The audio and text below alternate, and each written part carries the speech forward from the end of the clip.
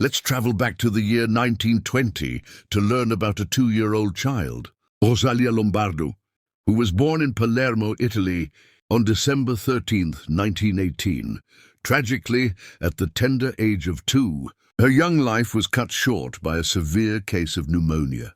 Just a single week before her passing, her second birthday had been celebrated with immense joy and special ceremony. Her parents adored her so deeply that they were utterly shattered by her sudden and tragic death. Their most profound wish was for their daughter to be preserved forever, appearing exactly as she had in life. To fulfill this heartfelt wish, they enlisted the help of a man named Alfredo Salafia. This specialist utilized a clandestine chemical formula to embalm Rosalia's entire body so perfectly that even today, a full century later, her body remains completely and beautifully intact. Her face looks so peaceful that she appears to be in a deep, gentle slumber, which is why she is famously and affectionately known as Sleeping Beauty. The most astonishing part is that her face remains so incredibly lifelike that observers sometimes suspect she is actually opening her eyes and looking directly at them. There is even security camera footage that has surfaced, which seems to support this. In this image, it can be clearly seen that her eyes are slightly ajar. Some people speculate that she might be a paranormal entity of some kind. However, researchers assert that this is simply an optical illusion.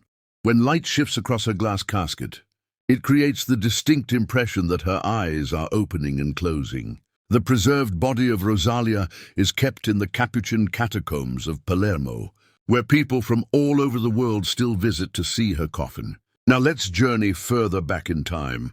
The world's first documented major epidemic occurred in 430 BC. This terrifying pandemic is widely known as the Plague of Athens. This disease spread rapidly through the ancient Greek city of Athens. Historians have presented various theories about it, with one Greek chronicler named Thucydides providing an especially detailed and harrowing account. The outbreak began around 430 BC and completely devastated a huge portion of Athens' population. The disease emerged during the Peloponnesian War, a protracted conflict between Athens and Sparta. It is widely believed that the plague originally originated somewhere in Africa or Asia, but its true cause remains a complete mystery to this day. Due to this plague, a staggering 25% to 30% of the population lost their lives. An individual infected with the plague would suddenly become severely ill and extremely weak. Gradually, marks of blood and painful sores would appear all over their body. If anyone contracted the illness, their treatment was considered entirely impossible. Consequently, there were mass casualties on a scale never seen before. According to one reliable estimate, between 70,000 and 100,000 people ultimately perished in this devastating epidemic. Imagine this for a moment. A truck driver, married and diligent in his daily work, appears to be an entirely content and normal man, but hidden deep within him is a secret so dark it could shock the entire world. This is the story of such a man, known to the world as the notorious Green River Killer. His real name is Gary Leon Ridgway. It is said that while he was still in school, he once viciously stabbed a female classmate.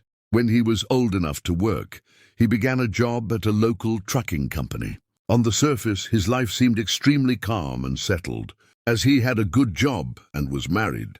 During the 1980s, a river named the Green River flowed near Washington state. It was here that he claimed his first victim in 1982. This man primarily preyed on individuals who were easily accessible along roadsides or in marketplaces. When he had chosen a target, he would first approach them and expertly befriend them. Then he would strangle them to death. After killing them, he would dispose of their bodies in the Green River or a nearby forest. Initially, the police were baffled as to why so many people were disappearing without a trace. Gary was incredibly cunning. He never left any evidence behind. On one occasion, to mislead the police, he planted hair from another woman near a victim's body to throw investigators off track during their inquiry. This man was so deceptive that he even feigned cooperation with the police, appearing completely innocent in their eyes. However, with the advent of DNA technology, his truth could not remain hidden for long. In 2001, when DNA testing became more advanced, the police found all the evidence they needed against him and placed him under arrest. People who knew him were deeply shocked to hear of his arrest. In 2003, he confessed in court to the murder of 48 women. However, police believe the actual number is much higher, possibly exceeding 70 victims. He confessed to all his crimes solely to avoid the death penalty. He managed to evade the police for so many years by projecting an image of innocence, as he looked like a very calm and harmless person. His mind was exceptionally devious. He expertly exploited people's trust. The moment people began to trust him blindly, he would strike. When he was finally caught, people were astonished at how he had managed to keep this secret for so many years. What's even more disturbing is that he committed each murder in a different way and would sometimes return to the sites where he left his victims. You might be surprised to learn about Gary's IQ level, which was around 82, considered below average. Yet he successfully deceived the police for decades. At the time of his arrest, no conclusive evidence was found in his home. The bodies of some of his victims were never recovered. In the Mexican city of Guanajuato, there is a world-renowned cemetery. The city is famous for its collection of mummies, but among these mummies lies a horrifying secret known as the Screaming Mummy. This mummy's face is contorted in a way that makes it look like it is screaming in agony. Its terrifying expression continues to evoke fear and curiosity in people today. The prevailing theory is that this mummy belongs to a person who was buried alive.